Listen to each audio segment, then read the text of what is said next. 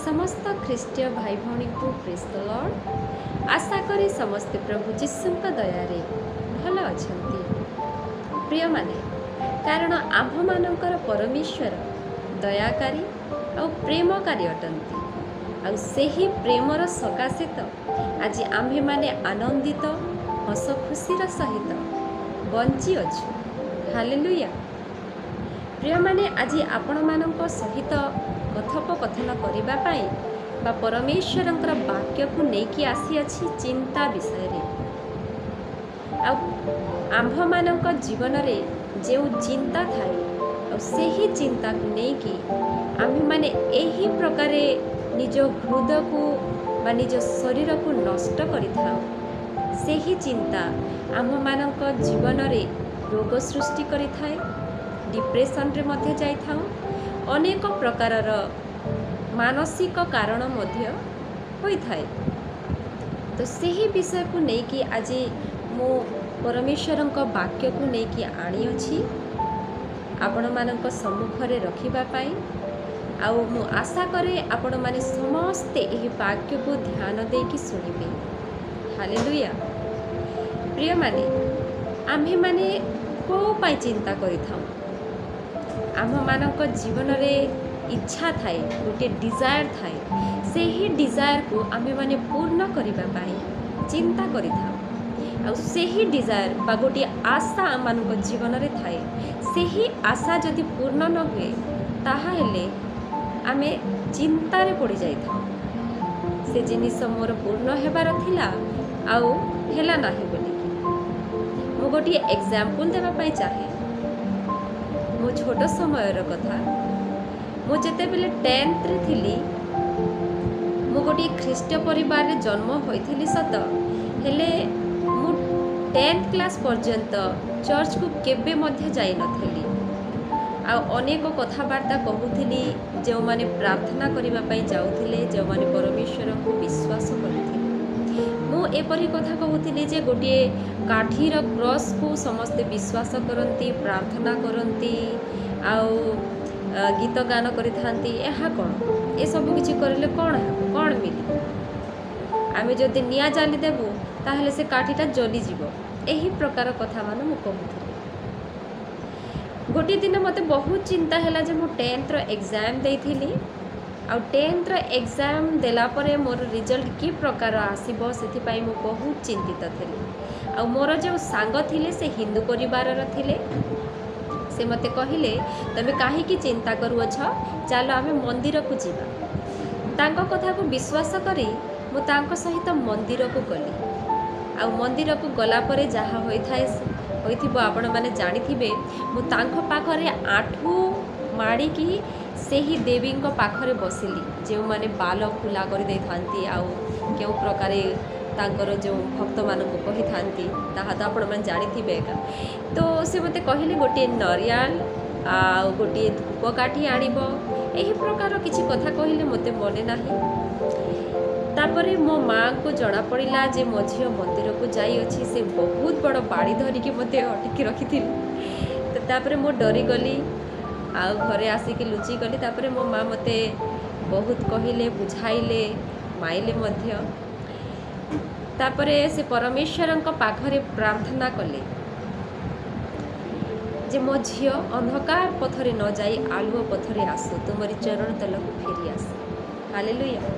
आ देखंतु मु आज आपण मानक सम्मुख रे अछि। सेही दिन मो माँ प्रार्थना करिथिले। आ मु आगामी दिनर सेही सप्ताह रविवार दिन केही मते कहि नथिले प्रार्थना जीवा पाई, हेले मु निजे बाइबल उठाई मु निजे प्रार्थना सभा को जाइथिली। आ समस्ते देखिकी आश्चर्य हो जाइथिले कि ए झियो केबे प्रार्थना करिबा पाई आसु नथिला, एते कथा कहूथिला। आ आज देखंतु ए आसिकी आम मानक मध्य रे बसी अछि। एहा परमेश्वरंक प्रेम अटे। तो मोर कहिबार माने एहा अटे प्रिय माने मु सेही हिंदू पूजा करिबा पाई काहे की जाइथिली गोटे ख्रीष्टीय परिवार र झियो होइकी। कारण मो जीवन रे गोटे चिंता थिला जे मु सेही 10th एग्जाम देउ छी तार रिजल्ट केउ प्रकार आसीबो। हालेलुया। तो ସେହି ଚିନ୍ତା ପାଇଁ ମୁଁ ସେହି ଅନ୍ଧକାର ରାସ୍ତାରେ ଚାଲିବା ପାଇଁ ଯାଇଥିଲି, ହେଲେ ମୋ ମାଆର ପ୍ରାର୍ଥନା ମୋତେ ଆଲୁଅ ପଥରେ ବଢ଼ାଇ ଆଣିଲା। ହାଲେଲୁୟା। ତ ସେହି ପ୍ରକାରେ ପ୍ରିୟମାନେ ଆମମାନଙ୍କ ଜୀବନରେ ଯେତେବେଳେ ଦୁଃଖ ଆସେ ବା ଗୋଟିଏ ଚିନ୍ତା ଥାଏ ବା ଡିଜାୟାର ଥାଏ, ଗୋଟିଏ ଆଶା ରଖିଥାଉ, ତାହା ପୂର୍ଣ୍ଣ ହେବ କି ନ ହେବ, ଏହି ଚିନ୍ତା ଆମମାନଙ୍କ ଜୀବନକୁ ବେଳେବେଳେ ନଷ୍ଟ ମଧ୍ୟ କରିଦେଇଥାଏ। ବେଳେବେଳେ ଆମେ ଅନ୍ଧକାର ପଥରେ ଚାଲି ଯାଇଥାଉ, ଆଉ ତାହା ଆମେ ଜାଣିପାରିନଥାଉ। ଯେତେବେଳେ ଆମ ଜୀବନ ପୁରା ଅନ୍ଧକାରରେ ଚାଲି ଯାଇଥାଏ, ସେତେବେଳେ ଆମେମାନେ ଜାଣିପାରିଥାଉ। ହାଲେଲୁୟା। ସେଥିପାଇଁ ପ୍ରିୟମାନେ ଆମେମାନେ ଆଜି ବାକ୍ୟକୁ ଶୁଣିବା ଧ୍ୟାନ ଦେଇକି ଆସନ୍ତୁ। ସେଥିରେ ଲେଖାଯାଇଅଛି, ଆପଣମାନଙ୍କ ପାଖରେ ଯଦି ବାଇବଲ ଅଛି, ନିଜେ ପଢ଼ିବା ପାଇଁ ଚାହୁଁଅଛନ୍ତି ତାହେଲେ ନିଜେ ବାହାର କରିପାରିବେ। ପ୍ରଥମ ପିତର 5 ପର୍ବର 7 ପଦରେ ଲେଖାଯାଇଅଛି, ତୁମ୍ଭମାନଙ୍କ ସମସ୍ତ ଚିନ୍ତାର ଭାର ତାହାଙ୍କ ଉପରେ ପକାଅ, କାରଣ ସେ ତୁମ୍ଭମାନଙ୍କ ନିମନ୍ତେ ଚିନ୍ତା କରନ୍ତି। ସେ କାହା ପାଇଁ ଚିନ୍ତା କରନ୍ତି ପ୍ରିୟମାନେ? ସେ ଆମ୍ଭମାନଙ୍କ ପାଇଁ ଚିନ୍ତା କରନ୍ତି। ସେ ଆପଣଙ୍କୁ ଆଉ ମୋତେ ପ୍ରେମ କରନ୍ତି। ହାଲେଲୁୟା। ସେହି ପ୍ରେମର ସକାଶେ ତ ସେ ଏ ଜଗତକୁ ଆସିଲେ ଗୋଟିଏ ମନୁଷ୍ୟ ରୂପ ନେଇକି, ଆଉ ସେହି କ୍ରୁଶରେ ହତ ହୋଇ ଧାର ଧାର ରକ୍ତ ବୋହାଇଲେ। ହାଲେଲୁୟା। ଆପଣମାନେ ଚିନ୍ତା କରନ୍ତୁ ପ୍ରିୟ ଭାଇ ଭଉଣୀ, କ'ଣ ଆମମାନଙ୍କର ଯେଉଁ ମନ୍ତ୍ରୀ ଅଛନ୍ତି, ନରେନ୍ଦ୍ର ମୋଦି ହେଉ, ଗାଁର ସରପଞ୍ଚ ହେଉ ବା ପଡ଼ୋଶୀ ହେଉ, କଲେକ୍ଟର ହେଉ, SDM ହେଉ, ତହସିଲଦାର ହେଉ, BDO ହେଉ, କ'ଣ ସେମାନେ ଆମମାନଙ୍କ ଜୀବନ ପାଇଁ ଏତେ ବଡ଼ କାର୍ଯ୍ୟ କରିପାରିବେ କି? କ'ଣ ସେମାନେ ଆମମାନଙ୍କୁ କହିପାରିବେ ଯେ ତୁମେମାନେ କାହିଁକି ଚିନ୍ତା କରୁଅଛ, ମୁଁ ତୁମମାନଙ୍କ ପାଇଁ ଚିନ୍ତା କରୁଅଛି? ନାଇଁ, ସେମାନେ ଆମମାନଙ୍କୁ କହିପାରିବେ ନାହିଁ। ହେଲେ ଆମ୍ଭମାନଙ୍କର ସ୍ୱର୍ଗସ୍ଥ ପିତା ଆମମାନଙ୍କୁ କହୁଅଛନ୍ତି, ଆମ୍ଭମାନଙ୍କର ସୃଷ୍ଟିକର୍ତ୍ତା ଆମମାନଙ୍କୁ କହୁଅଛନ୍ତି ଯେ ତୁମେ ଚିନ୍ତା କର ନାହିଁ, କାରଣ ତୁମ୍ଭମାନଙ୍କ ପାଇଁ ମୁଁ ଚିନ୍ତା କରୁଅଛି। ହାଲେଲୁୟା। ଆଉ ଆମେ ଦେଖିବା ମାଥ୍ୟୁରେ ଯଦି ଆମେ ଦେଖିବା, ସେ ଜାଗାରେ ଲେଖାଯାଇଅଛି, ଚିନ୍ତା କରିକି କିଏ ନିଜର ଆୟୁକୁ ଗୋଟିଏ ସେକେଣ୍ଡ ହେଲେ ବଢ଼ାଇ ପାରେ। ହେଲେ ଆମେ କାହିଁକି ଚିନ୍ତା କରୁଛୁ? ଆମେ ସମସ୍ତେ ଜାଣିଅଛୁ ଯେ ଆମେ ଚିନ୍ତା କରିକି ନିଜର ଆୟୁକୁ ଆମେ ବଢ଼ାଇବା ଅପେକ୍ଷା ନିଜେ ନିଜର ଆୟୁକୁ କମ୍ କରି ପଡ଼ୁଅଛୁ। ହାଲେଲୁୟା। ତ ଆମେ ବିଶ୍ୱାସ କରିବା, ବିଶ୍ୱାସ କରିକି ପରମେଶ୍ୱରଙ୍କ ପାଖରେ ପ୍ରତ୍ୟେକ ଚିନ୍ତା, ପ୍ରତ୍ୟେକ ଦୁଃଖ, ପ୍ରତ୍ୟେକ କଷ୍ଟ, ପ୍ରତ୍ୟେକ ପରିସ୍ଥିତିକୁ ପରମେଶ୍ୱରଙ୍କ ଚରଣ ତଳେ ଅର୍ପଣ କରିବା। ହାଲେଲୁୟା। ସେଦିନ ମୁଁ ଯଦି ସେହି ଦେବୀଙ୍କ ପାଖରେ ନ ଯାଇକି ପରମେଶ୍ୱରଙ୍କ ପାଖରେ ଆସିକି ତାଙ୍କୁ ଧନ୍ୟବାଦ ଦେଇକି, ହେ ପରମେଶ୍ୱର, ମୋ ପ୍ରାର୍ଥନାକୁ ତୁମେ ଗ୍ରହଣ କର, କାରଣ ମୁଁ ଏକ୍ଜାମ୍ ଦେଉଅଛି ଆଉ ସେଥିରେ ଉତ୍ତମ ରିଜଲ୍ଟ ପାଇବା ପାଇଁ ଚାହୁଁଅଛି, ତାହେଲେ ପରମେଶ୍ୱର ଶୁଣି ନଥାନ୍ତି କି? ସେ ନିଶ୍ଚିତ ଶୁଣିଥାନ୍ତି, କାରଣ ସେ ମୋତେ ପ୍ରେମ କରନ୍ତି, କାରଣ ସେ ଆପଣଙ୍କୁ ମଧ୍ୟ ପ୍ରେମ କରନ୍ତି।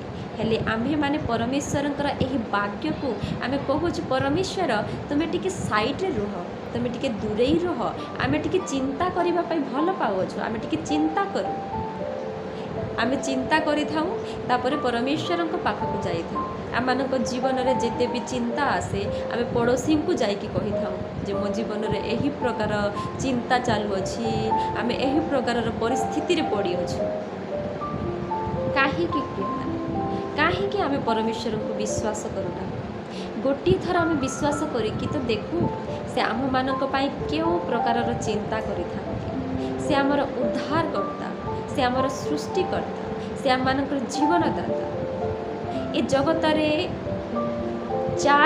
ଚାରି ପ୍ରକାର ଅଛି, 4 ପ୍ରକାର 8 ପ୍ରକାର ଥିବ, କେବଳ ବ୍ଲଡ଼ ଗ୍ରୁପ୍ର ବିଷୟରେ କହୁଅଛି, ଯେ ପ୍ରକାରେ A ପଜିଟିଭ୍, A ନେଗେଟିଭ୍, ଏହି ପ୍ରକାରେ ଥିବ।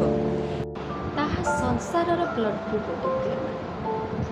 ହେଲେ ଆମେ ଯେତେ ଜଗତରେ ଅଛୁ, ସମସ୍ତ ମଣିଷଙ୍କର ବ୍ଲଡ଼ ଗ୍ରୁପ୍ ଗୋଟିଏ ଏକା। କିପରି ଜାଣିଛନ୍ତି? କାରଣ ଆମ୍ଭମାନଙ୍କର ସମସ୍ତଙ୍କର ପିତା ଜଣେ ଅଟନ୍ତି। ଆଉ ସେ କିଏ ଅଟନ୍ତି ଜାଣନ୍ତି? ଆମ୍ଭମାନଙ୍କର ସୃଷ୍ଟିକର୍ତ୍ତା, ଯେ କିଏ ଜଗତକୁ ସୃଷ୍ଟି କରନ୍ତି। ଆମେ ଯାହାକୁ କହୁ ସ୍ୱର୍ଗସ୍ଥ ପିତା, ସେ ଆମ ସମସ୍ତଙ୍କର ପିତା, ଆଉ ତାହାଙ୍କର ସନ୍ତାନ ଆମ୍ଭେମାନେ ଅଟୁ। ତ ତାଙ୍କର ଯେଉଁ ବ୍ଲଡ଼ ଦିଆହୋଇଅଛି, ଯେଉଁ ରକ୍ତ ଧାର ବହିଅଛି, ତାଙ୍କର ଶ୍ୱାସ ବାୟୁ ଆମମାନଙ୍କ ଶରୀରରେ ଚାଲୁଅଛି, ତାଙ୍କର ରକ୍ତ ଆମମାନଙ୍କ ଶରୀରରେ ଅଛି। ଆଉ ସେହି ରକ୍ତର କନେକ୍ସନରେ ଆମେ ତାଙ୍କରି ସନ୍ତାନମାନେ ତାଙ୍କରି ସନ୍ତାନ ହେବାର ଅଧିକାର ପାଇଅଛୁ। ସେହି ଅଧିକାରରେ ଆପଣମାନେ ମାଗିକି ତ ଦେଖନ୍ତୁ, ଆପଣମାନଙ୍କର ପ୍ରତ୍ୟେକ ଚିନ୍ତା, ପ୍ରତ୍ୟେକ ଦୁଃଖ, ପ୍ରତ୍ୟେକ ପରିସ୍ଥିତି ଦୂର କରିଦେବେ। କାରଣ କୌଣସି ପିତା ନିଜର ସନ୍ତାନମାନଙ୍କୁ ଦୁଃଖରେ ଦେଖିପାରନ୍ତି। ହାଲେଲୁୟା। ସେଥିପାଇଁ ପ୍ରିୟମାନେ ବିଶ୍ୱାସ କରନ୍ତୁ, ଆମର ସ୍ୱର୍ଗସ୍ଥ ପିତାଙ୍କ ଚରଣତଳକୁ ଆସନ୍ତୁ। ପ୍ରତ୍ୟେକ ଚିନ୍ତାକୁ ନେଇକି ଆସନ୍ତୁ, ପ୍ରତ୍ୟେକ ପରିସ୍ଥିତିକୁ ନେଇକି ଆସନ୍ତୁ, ପ୍ରତ୍ୟେକ ଦୁଃଖକୁ ନେଇକି ଆସନ୍ତୁ। ସେ ନିଶ୍ଚିତ ଭାବରେ ଆପଣମାନଙ୍କ ଜୀବନ ସୁଖ, ଆନନ୍ଦ ଓ ଅଭିଷେକରେ ଭରିଦେବେ। ହାଲେଲୁୟା। ମୁଁ ଆଶା କରୁଅଛି ଆପଣମାନେ ବୁଝିପାରିଥିବେ। ଆଉ ଥରେ ଭେଟିବି ଅନ୍ୟ ଭିଡ଼ିଓ ସହିତ।